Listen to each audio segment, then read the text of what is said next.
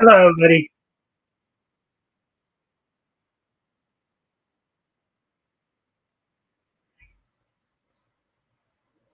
Testing one, two, three.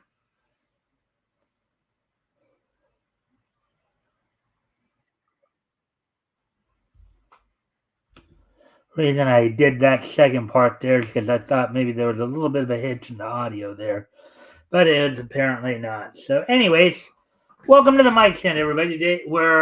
Today is Wednesday, October the 2nd, 2024. Hope everybody's having a good week thus far. We're, of course, at Wednesday, which means we're in the middle of the week, hump day, as it's commonly known. The whole idea of getting over the hump of the week. Um, of course, if you haven't already, if you guys can help out by liking and sharing the stream, see if we can get some more friendly people in here to engage, that'd be appreciated. Also, feel free to subscribe as well, so we can get more, get the notifications a lot quicker. Also, if anything we talk about tonight grabs your attention, feel free to comment and or ask questions. I'll try to answer the questions to the best of my ability. With all that being said, of course, I'm going to give it just another minute or so to people a chance to come in. Um, so anyways, let me just take care of something here real quick. We get to the second. Anyways, so I hope you guys had a chance to catch last night's episode as we kind of went over a cartoon character profile about Castle the Friendly Ghost. So that was interesting to do. So I'll tell you now we are about 15 seconds to 3 minutes. So here we go. I'm gonna so what's on tap for tonight? So tonight we got three articles, two from Bounding into Comics and one from Bleeding Fool. First article should be a quickie. Gonna talk a little bit about Madhouse announcing a second season of a particular anime. Let me see. Officially announced the second season of Frieren Beyond Journey's End. We got another article from Bounding into Comics where Bo DeMaio, in a recent interview, apparently was talking about how Marvel was telling him to make X-Men less gay. So we'll get into that. And also on the last article will be on Bleeding Fool, talking about how apparently there was, I guess, a villain's debut planned for the X-Men '97 series that may have been nixed. So, also, of course, we'll have the Russian wrap up, get you caught up on what happened on last night's NXT. Talk a little bit about what's coming up this Saturday at Bad Blood. And also AEW has Dynamite tonight. We'll go over what's going down on that tonight. Also, AEW had some other news announced today. But also, and of course, we'll finish up with the This Day in Each History segment. Looking back at some stuff that happened on this date throughout history in terms of anime, cartoons, comics, manga, and pro wrestling. So now we're coming up on almost 5 minutes here. So why don't we go ahead get started then? So let me pull up that article.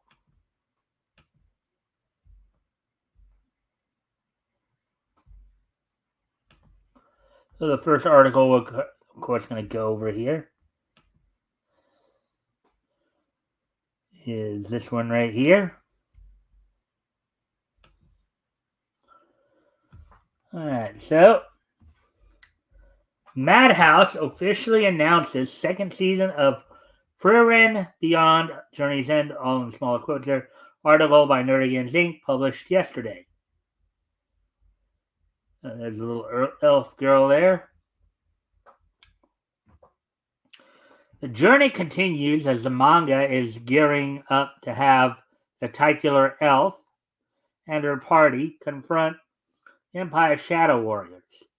The anime adaptation of Frieren Beyond Journey's End has officially received the green lit for its second season.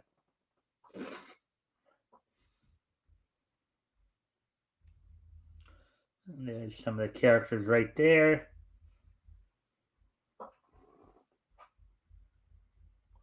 The news of Frierin's return was officially announced during the anime's first anniversary event, as held on September 28th at the Toho Cinema location in Tokyo.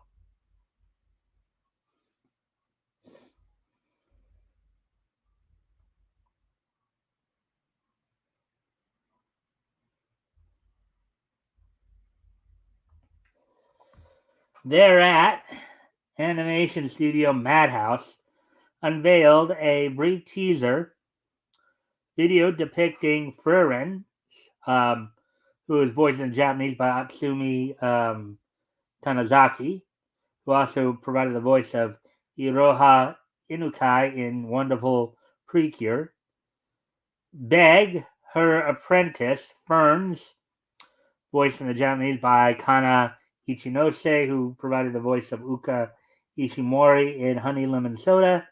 Staff and the warrior Starks, voiced in the Japanese by Chiaki Kobayashi, who provided the voice of Gabi Maru in Hell's Paradise.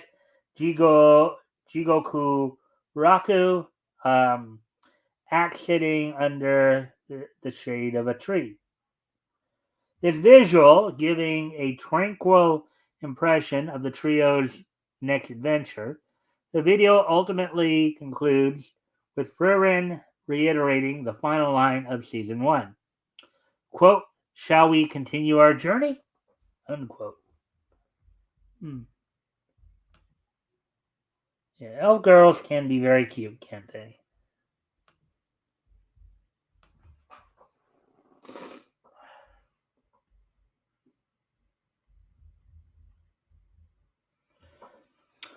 Produced by Madhouse and adapted from Kanehito Yamada and Tsukasa Abe's fantasy adventure manga of the same name, the first season of Frieren Beyond Journey's End concluded with the immortal elven mage Frieren and her apprentice Fern completing the first class mage exam in Oberst.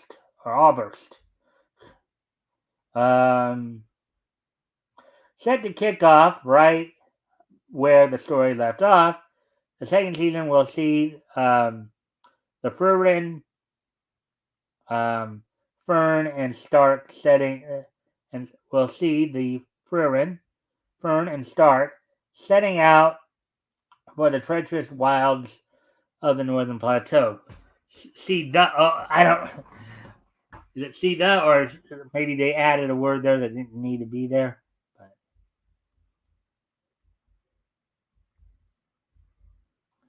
Following the announcement of the second season, Kanehito and Tsukasa shared a joint statement celebrating the news itself, accompanied by an original illustration depicting Frieren walking alongside her fellow members of the now defunct Heroes Party, the hero Himel, the corrupt priest Hader, and the dwarf warrior Aizen. Quote, "The second season of the TV anime has been decided to be produced," unquote, exclaimed the pair, as Machine translated by Deepel. Quote, we owe it all to everyone who has supported us. We are eternally grateful to everyone involved in the anime who has created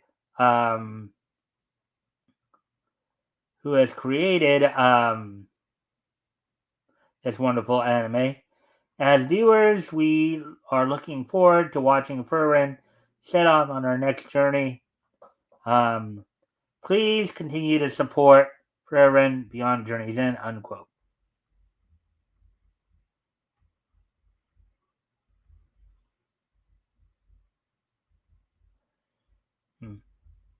And that's it for that one.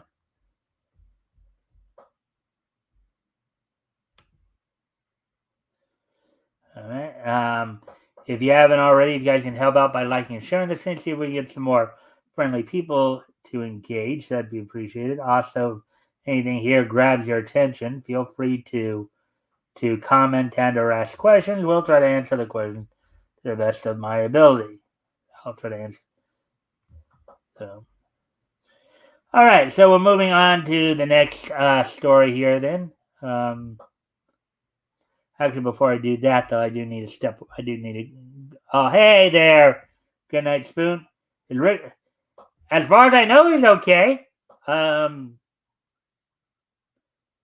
I've just decided not to have a co-host during the week. That's all. But as far as I know, he's okay. He's you know. So, anyways, I'll be right back. I just gotta take care of something real quick here. Put some music.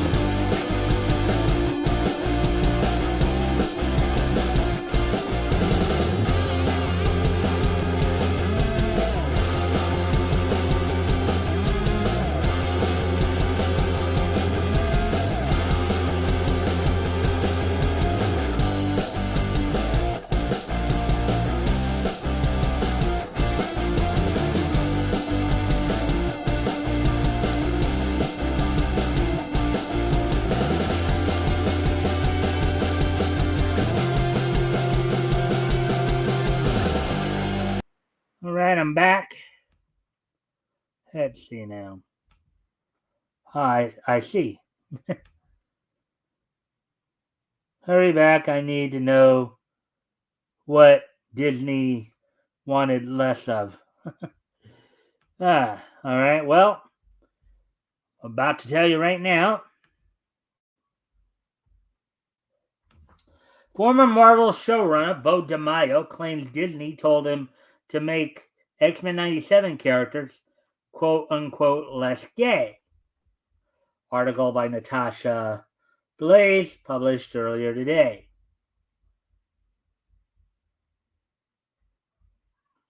A former Marvel showrunner has come forward with allegations that Disney instructed him to make two X-Men characters on his show, quote unquote, less gay.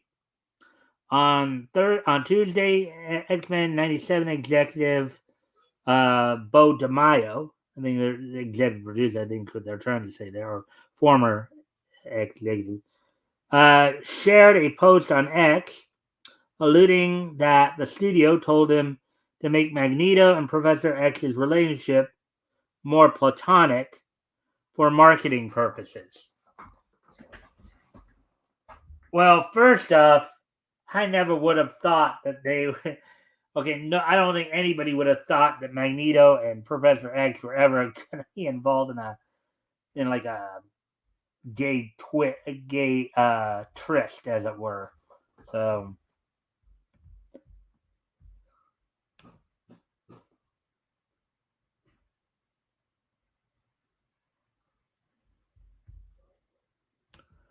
that's surprising for a plethora of reasons. Yeah, I mean, again, I don't. In fact, it's kind of funny because if you remember the the animated series from back in the '90s, basically the show that this show was spun off from. At the end of that series, you had Professor X being taken off planet by his at the time his love interest Lilandra to be healed of a like a major psychic attack. So,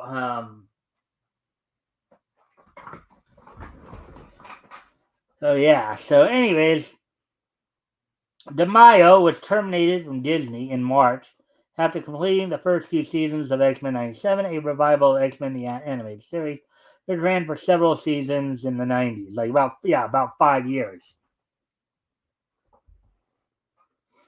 Although Disney issued a statement claiming that the series creator was fired for, quote, egregious misconduct, unquote, DeMaio, who had his season 2 credits stripped, denied the allegations on X, explaining he was terminated for posting X-Men fan art for gay pride on Instagram.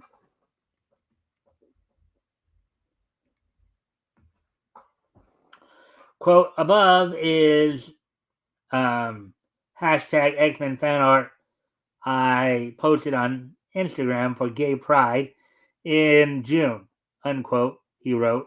Quote, on June 13th, hashtag Marvel sent a letter notifying me that they stripped my season 2 credits due to the post.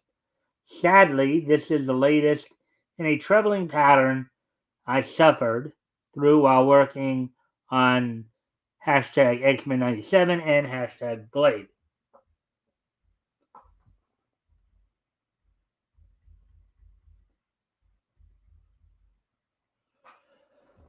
Let's see. Although Disney did not respond to DeMaio's accusations, in several other posts on X, he relayed examples of Disney executives pushing him to make X-Men '97, quote-unquote, less gay. Maybe because the producers knew it wasn't going to fly?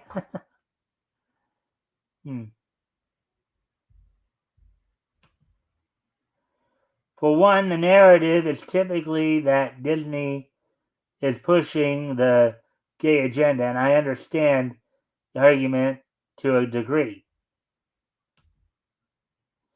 Secondly, X-Men '97 was extremely gay.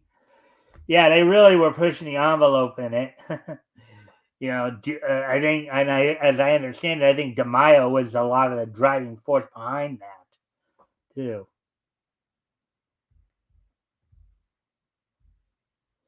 But I think what he's saying there is that maybe the executives realized, well, if we make this show too gay, it's going to turn off a lot of fans, which in fact it did. Let's see. Yeah.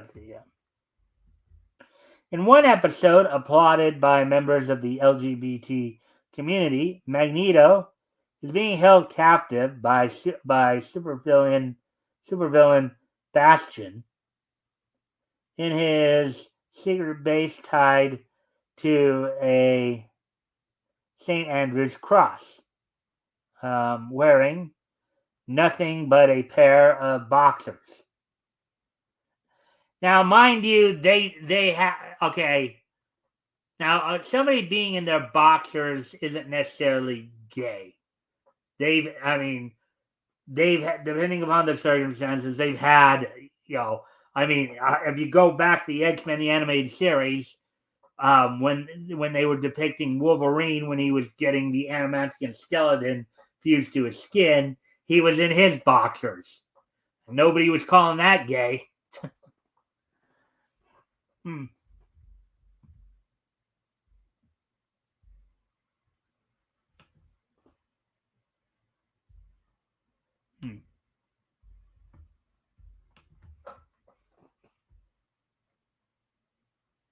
However, DeMaio claimed his original intention was for Magneto to be fully nude. Yeah, you're not going to get away with that on a kid's cartoon. Even if you were putting it on a streaming service, if you're trying to put this out as a kid, I know this is said to be a spin-off of the 90s cartoon, said to be more appealing to those who were watching the cartoon at that time. Many of them would have been kids growing up, but it doesn't necessarily. But the whole thing, and what got a lot of people upset about it to begin with, was the whole infusion or whole push of the whole gay agenda. That's why X-Men 97 didn't do as well as it could have because of that. Quote, originally he was nude, and the beat played as dehumanizing torture, unquote, wrote DeMaio. Quote, it was Marvel's idea to put him in briefs.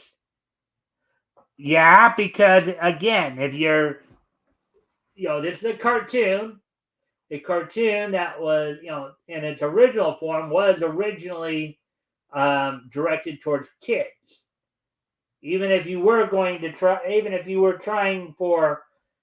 to get those kids who were watching back in the 90s to watch it now, it's still not going to fly. Okay, it's a cartoon for kids, and it doesn't matter if it's a man or a woman. They're not going to let you put a nude person in a cartoon, especially, maybe in something like The Simpsons or Family Guy or something like that, in an adult cartoon, as it were, or adult animated series. But in a cartoon that has traditionally been targeted for children, that's not going to fly. That is not going to fly.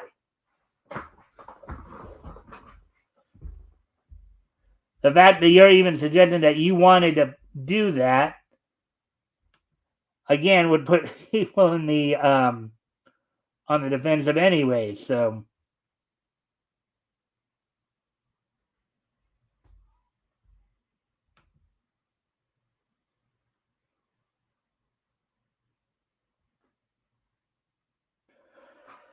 well, no, he was the only time Magneto was gay was in Bo DeMaio's head.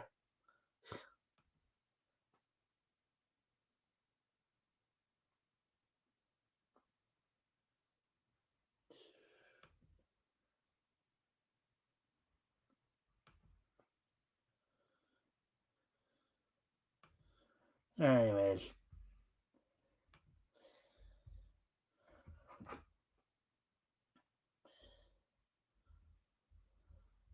Yeah. The crew and I were so beaten down by that point. We just gave each other looks, knowing their note would do the opposite. Such is ignorance. No, it's more like the higher ups knew that if they put a nude man, regardless of what his sexuality was, on a cartoon, they'd have hell to pay because parents would be screaming bloody murder. Similarly, in the season finale of the series, DeMaio shared that Disney referred to one of his scenes between Magneto and Professor X exchanging brotherly solidarity as being too gay and creepy.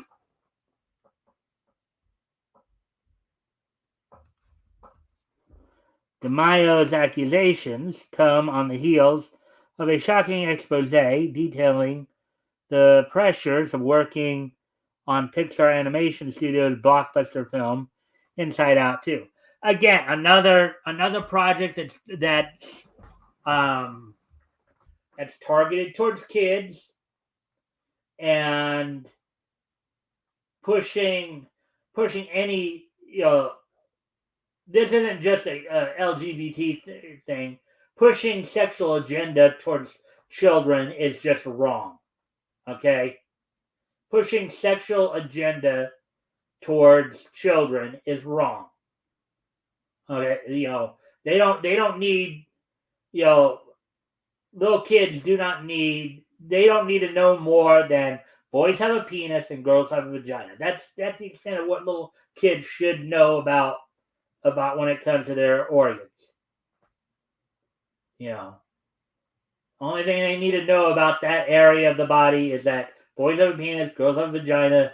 The pee comes out from the penis and the vagina, and the poop comes out from the other end. All right, so as previously reported by Bounding in the Comics, nearly a dozen Pixar employees came forward admitting to poor working conditions following massive layoffs, pressure from executives to perfect the film after several box office failures, and an internal push to avoid LGBT themes. Could that be because maybe the LGBT themes were actually bringing the profitability down? Could that be the thing? Essentially you're kind of like eating a good portion of the country by doing that.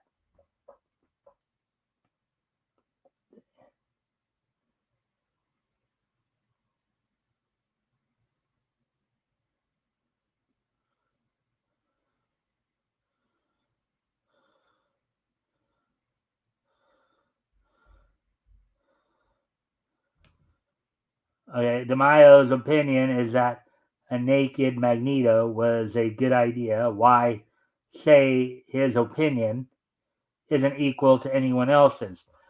Um, in this case, the problem isn't really his opinion. Yeah, that may be his opinion. Okay. The problem is, though, is that this is still a cartoon, and the majority of an audience, usually for a cartoon, are kids. And there would be a lot of parents, regardless of ideology, who I think would have a problem with their little kids seeing anybody naked, man, woman, gay, straight, whatever.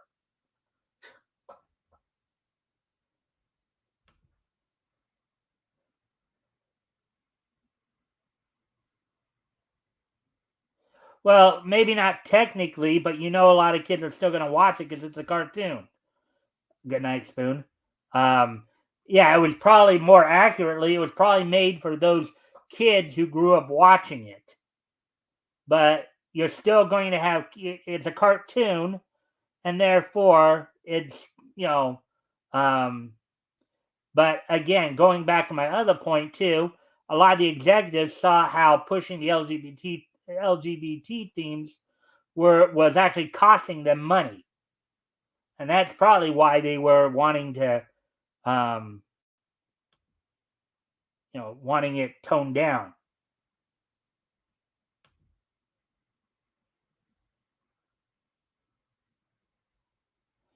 And there were probably even a lot of people who watched it in the '90s who didn't necessarily want to be inundated with LGBT propaganda.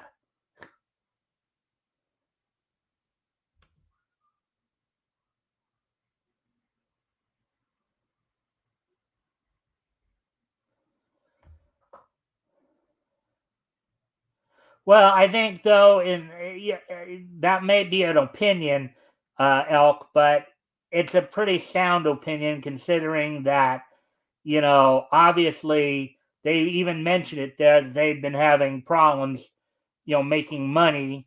When they said that some of the more recent projects had flopped, and a lot of it is it is indicating that people don't want to have that agenda pushed. You know.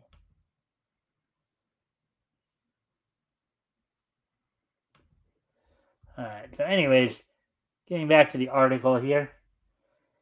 As previously reported by Bounding in the Comics, nearly a dozen Pixar employees came forward admitting, okay, yeah, we read that part, push to avoid LGBT themes.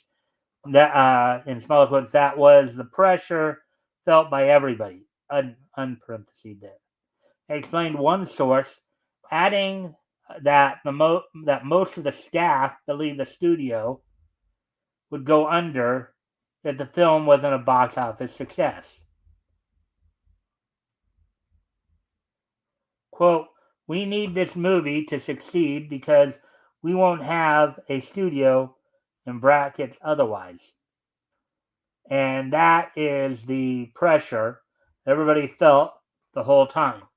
the whole time, even now, I think people are gone still feeling that pressure of like, and small goes, oh my God, we did it, unquote.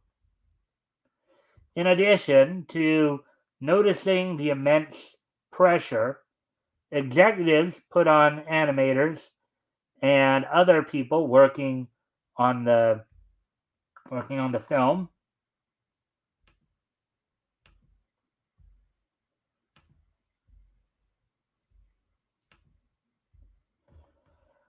many employees also admitted that the studio was keen to avoid LGBT themes following the Lightyear controversy. The Lightyear in 2022, the Toy Story spinoff Lightyear sparked backlash for featuring a same-sex kiss, which was briefly removed from the film and restored following staff uproar over Florida's Parental Rights in Education Act. And again, going back to the whole idea, in that case, Lightyear, I think, was made more for kids. And so, again, putting sex propaganda of any kind in it is considered inappropriate.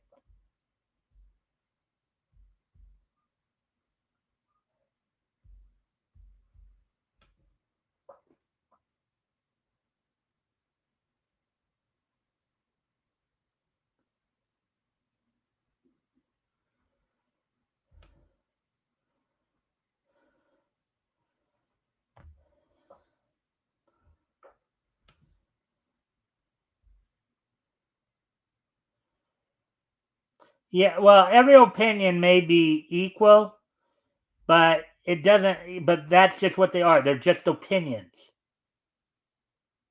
They're not facts, and they're not. And they're not. Again, though, the point here that I'm making on all this isn't even as much about the whole LGBT thing. It's more that no matter if it's straight or gay, it's still considered inappropriate for a kids for something that's targeted for kids. So, um,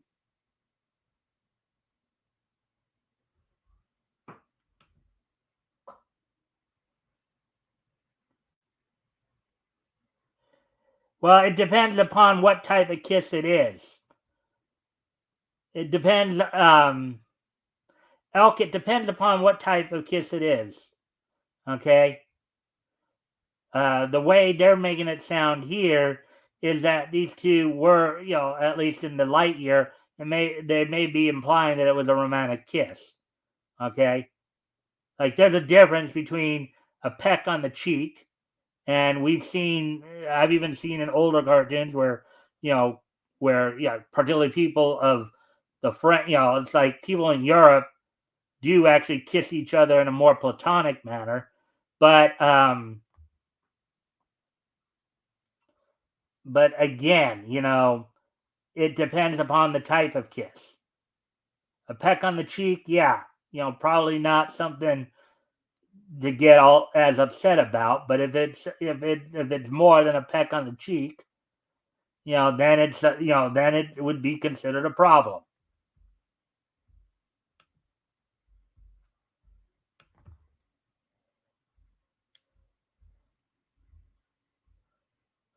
Quote, it is, as far as I know, still a thing where leadership, they'll bring up Lightyear specifically and say, quote, oh, Lightyear was a financial failure because it had a queer kiss in it. Okay, so they're even implying there that there was more sexual intent there. And in that particular case, yeah, a lot of parents were going to be in an uproar. You know, you know. So I mean, regardless of gay, straight, or what have you, it's still inappropriate to do it in an environment where you're directly dealing with children. Said one source, quote, "That's not the reason the movie failed," unquote. It may not have been the only reason, but it probably was a contributing factor. According to several sources, many executives believed incorporating LGBT elements was why Lightyear flopped at the box office, prompting them to advise employees working on Inside Out 2 to make the protagonist, Riley, quote-unquote, less gay. In addition to being told to make the relationship between Riley and Val, a new supporting character, quote-unquote, as platonic as possible, staff were also instructed to adjust the lighting and mood of some scenes to, quote, remove any trace of romantic chemistry. All right. And again, if Inside Out 2 is a movie directed towards children, I would agree with that. And it wouldn't even matter if it was a straight couple. Okay?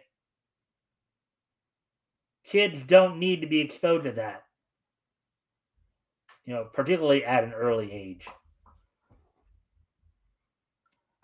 In brackets, it's just doing a lot of extra work to make sure that no one would potentially see them as not straight, unquote, said one source. News that Disney flip-flopped on promoting LGBT themes in the production sparked a mixed reaction online, with many pointing out the company's attempt to incorporate a, quote, not-so-secret gay agenda, unquote, has backfired. Now, yeah, it may not be the only reason, but it's obviously a contributing factor. There's a lot of people, particularly here in America, in between the coast, who would not want their kids watching stuff like that. So, I mean,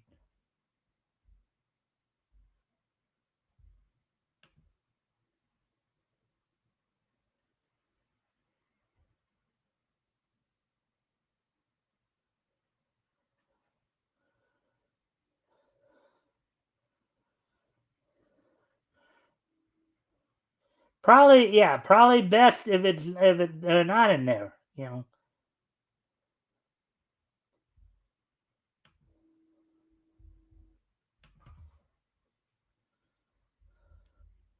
In 2022, journalist Christopher Rufo shared a video of Disney executives attending a virtual meeting to discuss the parental rights and education bill. Included among the footage was a clip of Latoya Ravino, an executive producer, saying her team implemented a, quote, not-so-secret gay agenda and is regularly adding queerness to children's programming. Which again is why a lot of people, which is a contributing factor why a lot of people are turning away from Disney and having their kids turn away from Disney.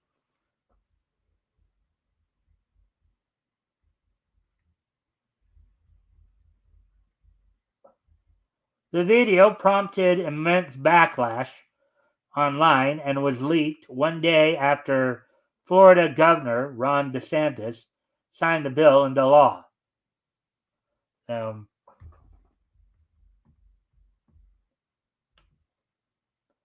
All right, so now getting ready to move on to the next article here. We're going over to Bleeding Full, and this Bleeding Full article is not going to be an Avi article. Somebody else wrote this next article. It's another Marvel animation, but not quite as controversial.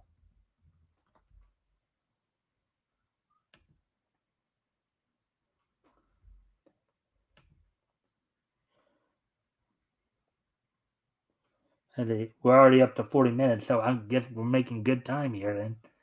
Anyways, if you guys haven't already, you guys can help out by liking and sharing the stream. See if we can get some more friendly people to engage. That'd be appreciated. Also, if anything here grabs your attention, feel free to comment and ask questions, and I'll try to answer the questions to the best of my ability.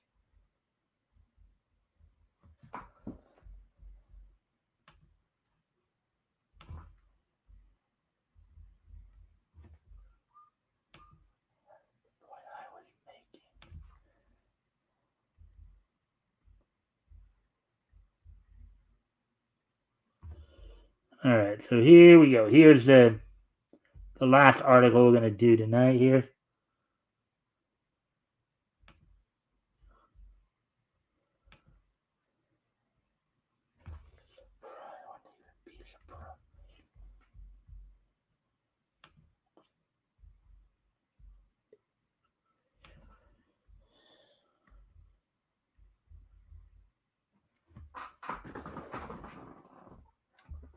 Marvel Animation just canceled this X-Men supervillains planned debut. Article by Todd Fisher, published today.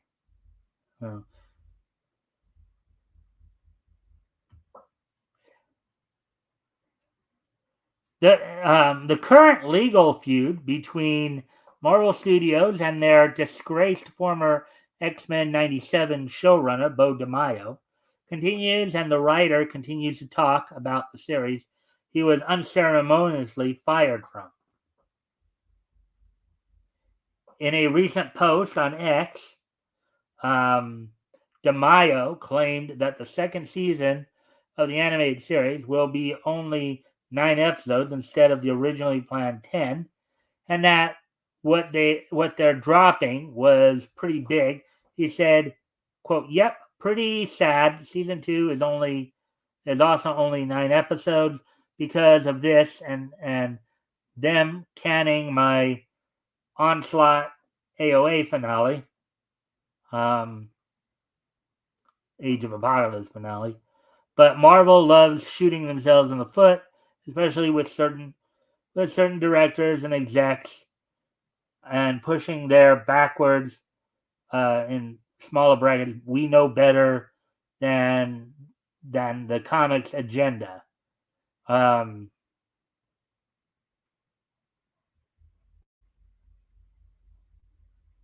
Again, it has more to do with the fact that they feel. Well, let's see what this part of it is, because obviously this may not necessarily be referencing the same thing that we were just talking about. But the in smaller rights, Age of Apocalypse, he spoke AOA that he spoke of is the Age of Apocalypse storyline, which featured one of the most powerful mutants in the comics, and Onslaught was a merger of Professor Charles Xavier and Magneto into another extremely powerful mutant. It is likely they dropped Onslaught appearance due to the change of showrunners, which could have led to a change in creative direction. Season 2 of the series isn't expected till 2026, so other changes could be in the works as well. Well, if what we saw was true, if the executives at Marvel are trying to tone, after realizing, hey, look, we're turning off a lot of fans. People are not wanting to watch our stuff because we're pushing this agenda. So maybe what we might want to do, we might want to make some changes to make it more appealing to everybody. To show a little bit more neutrality, not like necessarily favoring one side of the argument over the other. But now if DeMaio is trying to claim that maybe they canned Onslaught's appearance because of the idea of, because maybe they were merged together, through some kind of gay sex. I don't think that's it, because comics and cartoons have had, instances where they've merged characters together. In comics, we saw it with, of course, the Amalgam comics. I remember there was a Super Friends comic where Green Lantern and Superman metaphysically merged together, and you had them kind of blinking back and forth between the two. You have that stuff. I think in X-Men Evolution, you had a case where Magneto, or not Magneto, but Apocalypse did somehow merge with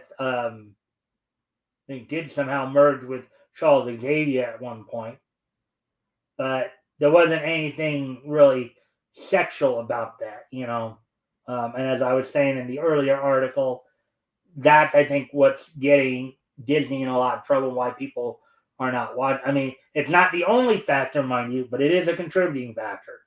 A lot of people are turning it off because they don't want their kids being exposed to that.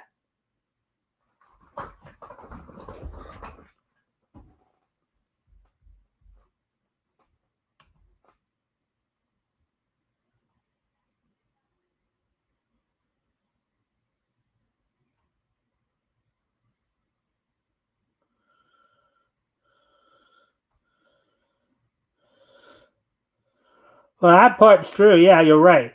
Taking 2 years to produce a season of a show does kill its momentum and interest because in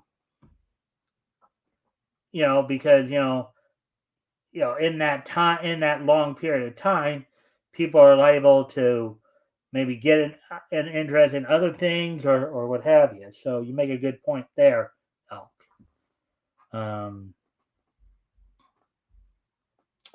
So anyway, so that's all I got for you on the articles. So now let's go ahead and take a look at the wrestling wrap-up here. So we'll first look at the WWE. We'll go back to, of course, last night's NXT episode.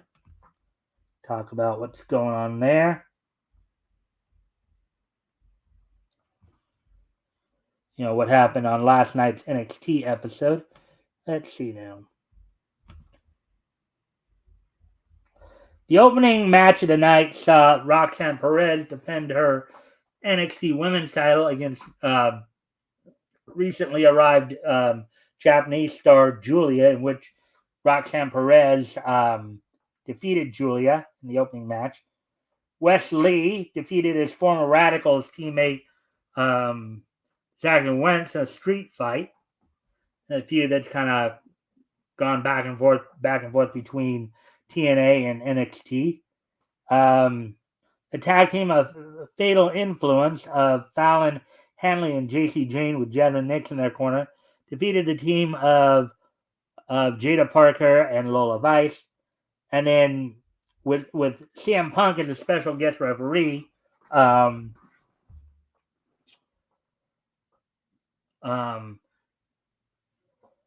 Trick Williams defeated Ethan Page for the NXT title in about a little over 12 and a half minutes. So that all happened on last night's NXT. Let's see any other. And some other WWE related news. Vince McMahon has fallen out of the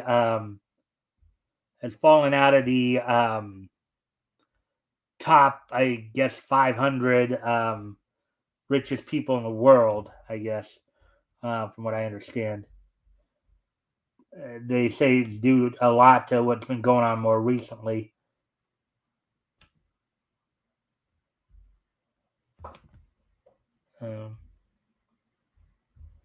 Anyways, with that now being talked about here, and we'll go over of course tomorrow night we'll go over. So as WWE also prepares for this Saturday's Bad Blood, we'll go over that card, of course, tomorrow night. Part of the wrestling wrap up. Right now, though, we're going to talk about what's going on tonight on Dynamite. And AEW also announced that they did secure a new deal with Warner Brothers Discovery to continue their partnership moving forward. There's even some people saying that they might be even streaming on AEW might be streaming on, I believe, Netflix. I think it's Netflix or Prime as well. But on tonight's episode of Dynamite on TBS, coming from the Peterson Event Center in Pittsburgh, Pennsylvania, Will Ospreay will renew his rivalry with Ricochet, this time for the AEW International title, as Will Ospreay will be defending that title against Ricochet. In a match that was pretty much set up this past weekend's Collision during the lumberjack strap match between Adam Page and Jeff Jarrett. Adam Page will be taking on Juice Robinson of the Bullet Club, as Page, after defeating Jarrett, was looking to cause more damage to Jarrett for the Bullet Club to go in and barely try to protect Jarrett. With earlier in the match, of course, Juice and Hangman had a bit of a standoff as well. So leading into this match, in a battle of two former world champions, former NWA world champion Serena Deeb, the Professor, takes on former AEW world champion Dr. Britt Baker, DMD. Let's see. In a tag team match, Private Party of Isaiah Cassidy and Mark Quinn take on the Iron Savages of Beefcake Boulder and Bulk Bronson. All right, with Jack Jameson. And in the main event, in a match for, I guess in a match for the, a unification match, it looks like, for the AEW World and Continental titles, Bryan Danielson will be taking on Kazuchika Okada. And I guess that was just announced. And this coming off of Danielson's recent victory over his longtime rival, Nigel McGuinness, from about a week ago. So that's all I got for you guys in terms of the wrestling wrap-up. Let's see.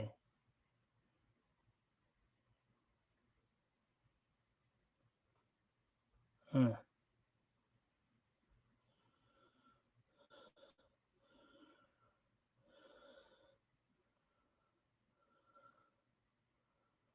right. So anyways, so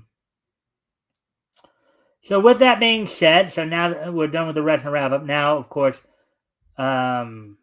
today is, as I said, Wednesday, October 2nd, 2024. So let's take a look back at this day in Nietzsche history. So 99, 84, and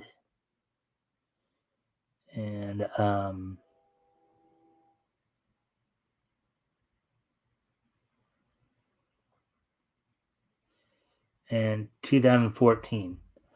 All right, so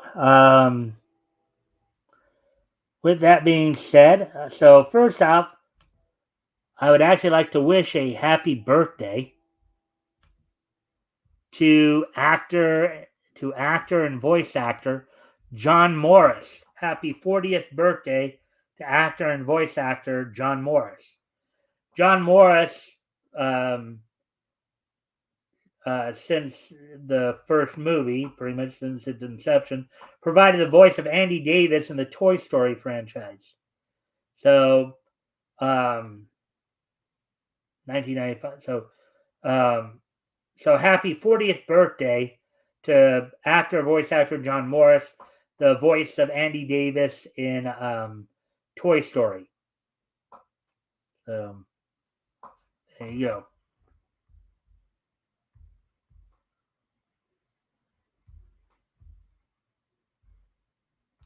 Getting ready to move on to The next piece of niche history, as we move ahead to 1999. Move ahead to 1999.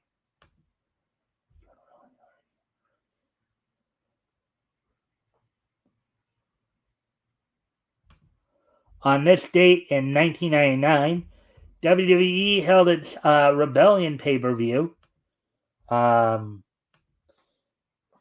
the National Indoor Arena in Birmingham, England. It's one of the times in which they went, as I said, across the pond to do an event.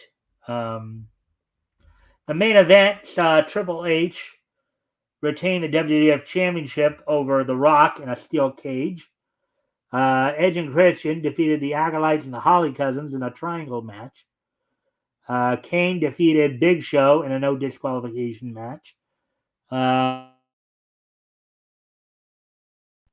Ivory retained the WWF Women's Championship over Luna Vachon, Tori, and Jacqueline in a Four Corners match.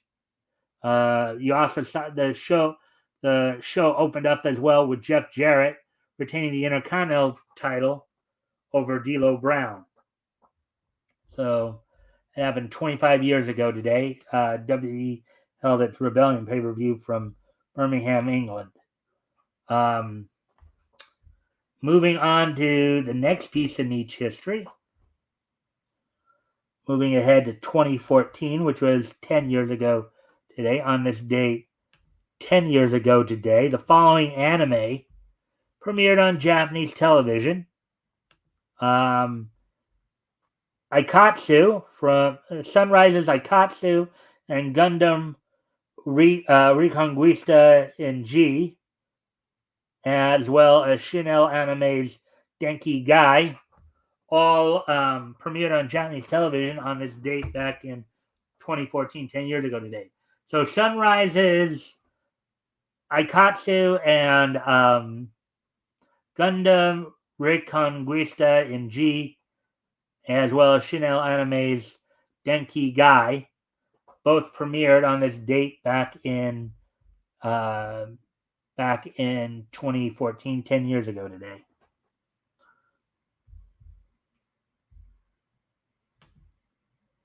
And finally, on this date 5 years ago today, bring it up here. On this date 5 years ago today, the 80th issue of Volume 3 of Batman from DC Comics went on sale on this date back in 2019. It sold for $3.99.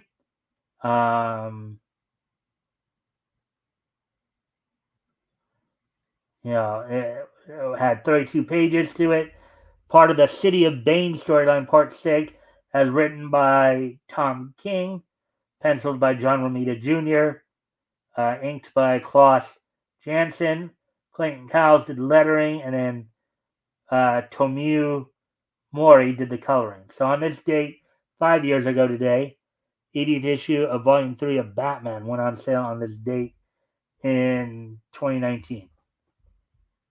So with that, I do thank you guys for being here tonight. I hope you enjoyed the show.